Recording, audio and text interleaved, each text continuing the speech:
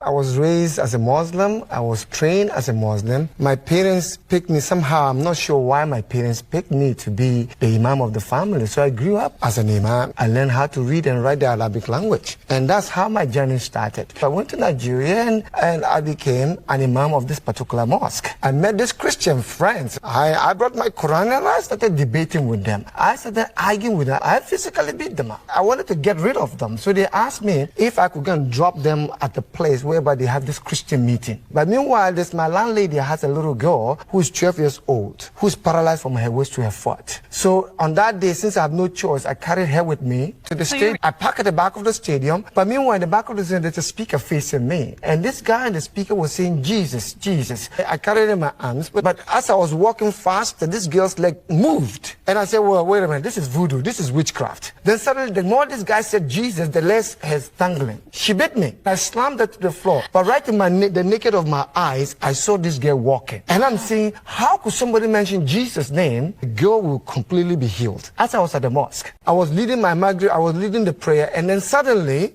these words came out of my mouth. Instead of me to say Muhammad sallallahu alaihi wasallam, I said Jesus Christ of Nazareth, right in the middle of the mosque. And I got nervous and they kicked me out. They wanted to kill me. Yes. And that is the beginning of my problems.